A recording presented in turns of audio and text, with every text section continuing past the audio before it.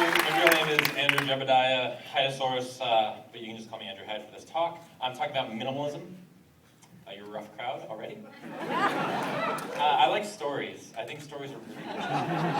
And stories to me happen in this room, and they happen on stage, but they also happen with you. And when we're talking about minimal stories, when you introduce yourself to another person in this room, you're talking about a minimal story. What you do is kind of lead gen for this really small story. And I'm obsessed with stories, and I'm obsessed with messaging. And so I decided, well, first of all, I'm a vagabond. So I'm like 2 drinks away from this guy. So I have sold everything in my life except for this bag. I don't have a home. I don't have a job. I'm traveling right now.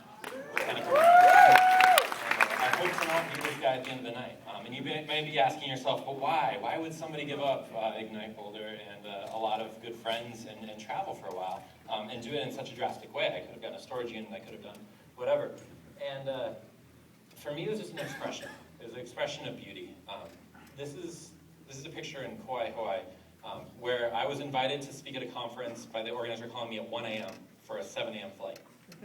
And I was able to say yes. And I was wondering, I was talking to my friends, and all my friends said, no, I can't do that. I can't do that. That's not part of my thing. And I like flying. Here's pictures of my legs. So I was able to say yes, and they weren't able to. And I was wondering why, and it really struck me down to minimalism. I am able to boil things down. So I put together this concoction of a trip together, 61 countries, 28 states, just about 18 months.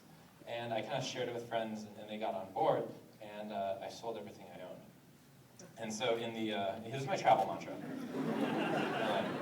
It's not expensive. Please don't look at me as a trust fund, or don't look at me as anything. I did this all with my own money, and it's really cheap. Those of you who have traveled, has anybody here traveled for an extended period of time? Yeah, a bunch of cheapskates out there. So we've got a bunch of heroes. One of my heroes is Rolf Potts, who wrote the book Vagabonding. Another one is Alexander Supertramp of Into the Wild, as many of you have read. And they did weird things with their lives. They did things a little bit off the beaten track.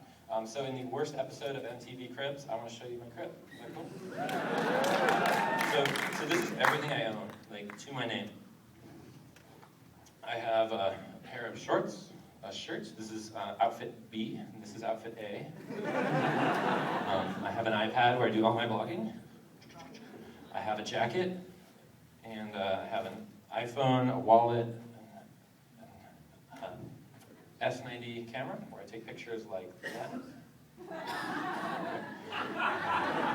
And let's see, I've got a toiletry kit, a towel, knickers, but nobody talks about underwear in public, and a nice jacket there. And I was able to give all my clothing to a guy that just lost his home through the Boulder fire. So the Cult of Less is started by this guy named Kelly Sutton out of New York. I believe this because I think we do these things in patterns. You know, you have the furniture and you tell yourself, once I have this sofa, everything, I have everything in my life. But then, you have the sofa, and for a couple of you're satisfied, then nothing else will go wrong. At least I've got that sofa handled. And then the right set of dishes, and then the bed, and then the dress, and then the rug. And then we're trapped in our loneliness. And the things we own, the things we used to own, they now own you. So now think about what you own, and think about if you just had outfit A and outfit B. And you're just happy with that, and you were not rejected by that, but that's just what you were.